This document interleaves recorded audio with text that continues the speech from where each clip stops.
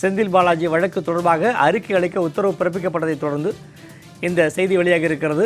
MP எம்எல்ஏக்கள் வழக்குகளை விசாரிக்கும் நீதிமன்ற நீதிபதி அறிக்கை தாக்கல் செய்ய உச்சநீதிமன்றம் உத்தரவு பிறப்பித்திருப்பதையும் தற்போது நாம் அண்மைச் செய்தியாக பார்த்துக் கொண்டிருக்கிறோம். செந்தில் பாலாஜி மீது வழக்கு பதிவு செய்ய ஆளுநர் அனுமதி வழங்கியிருக்கிறார். உச்சநீதிமன்றத்தில் தமிழக அரசு அதை பதில் மனுவாக தாக்கல் செய்திருப்பதை தற்போது நாம் அண்மைச் செய்திகளாக பார்த்துக் கொண்டிருக்கிறோம். 7 மாதங்களுக்கு பிறகு ஆளுநர் அனுமதி வழங்கியுள்ளார் என தமிழக அரசு உச்சநீதிமன்றத்தில் தகவல் தெரிவித்திருப்பதை தற்போது நாம் அண்மைச் செய்திகளாக பார்த்துக் கொண்டிருக்கிறோம்.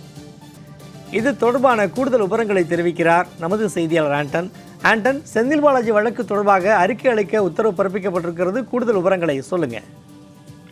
வணக்கம் சண்முகவேல். அதாவது செந்தில் பாலாஜிக்கு எதிரான அந்த வழக்கு ரெண்டு விசாரணையாக சென்று கொண்டிருப்பதை தான் நாம் காண முடிகின்றது. ஏனென்றால் போக்குவரத்து துறையில் வேலை வாங்கி தருவதாக கூறிதான் அவர் டிரைவர், கண்டக்டர் உள்ளிட்ட வேலைகள் வாங்கி தருவதாக கூறி மோசடியில் ஈடுபட்டவர் செந்தில் பாலாஜி அமைச்சராக இருந்தபோது என்பதுதான் அவர் மீது இருக்கக்கூடிய குற்றச்சாட்டு. இந்த குற்றச்சாட்டின் அடிப்படையில் அவருக்கு எதிராக சென்னை மத்திய குற்றப்பிரிவில் புகார்கள் அளிக்கப்பட்டிருக்கின்றன. 3 புகார்கள் அளிக்கப்பட்டிருக்கின்றன.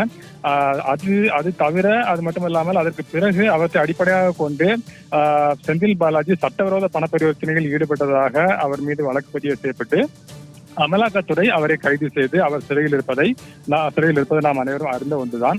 இந்த சூழ்நிலையில் தான் அவருக்கு எதிராக அந்த சென்னை மத்திய குற்றப்பிரிவில் புகார்கள் கொடுக்கப்பட்டிருந்தது அல்லவா, அந்த புகார்கள் மீதான விசாரணையை தமிழக அரசு காலதாமதம் செய்வதாக இழுத்தடிப்பதாக தற்பொழுது உச்சநீதிமன்றத்தில் ஒரு புதிய வழக்கானது மனுவானது தாக்கல் செய்யப்பட்டிருக்கின்றது. இதனை செந்தில் பாலாஜியால் பாதிக்கப்பட்ட ஒய் பாலாஜி என்பவர் அந்த மனுவினை தாக்கல் செய்திருக்கின்றார். அமலாக்கத்துறை வழக்கில் செந்தில் பாலாஜி கைது செய்யப்பட்டு விட்டார். அவர் சிறையில் அடைக்கப்பட்டிருக்கின்றார்.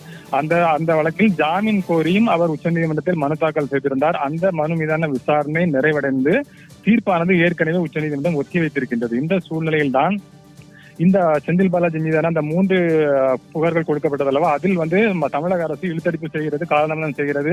அதில் வழக்கு இன்னும் தொடங்கப்படவே இல்லை என்றுதான் ஒய் பாலாஜி அவரால் செந்தில் பாலாஜி பாதிக்கப்பட்ட ஒய் பாலாஜி மனு தாக்கல் செய்திருக்கின்றார். அந்த வழக்கினை தான் உச்சநீதிமன்றம் தற்பொழுது விசாரணை மேற்கொண்டு வருகின்றது.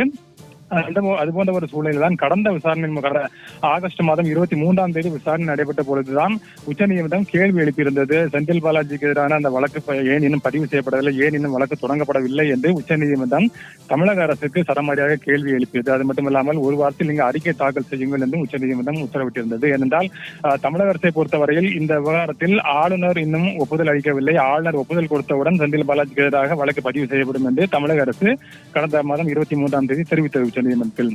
இதனைத் தொடர்ந்தான் நீங்கள் ஆளுநருக்கு ஒப்புதல் கோரி அளிக்கப்பட்ட கோப்புகள் தொடர்பான விவரங்களை எங்களுக்கு ஒரு வாரத்தில் தாக்கல் செய்யுங்கள் என்று உச்சநீதிமன்றம் உத்தரவிட்டிருந்தது.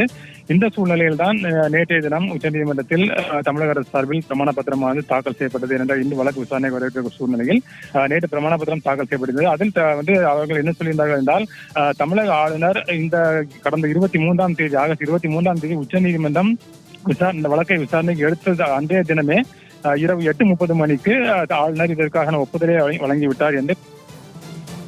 கூடுதல் விவரங்களுக்கு நன்றி ஆண்டன்.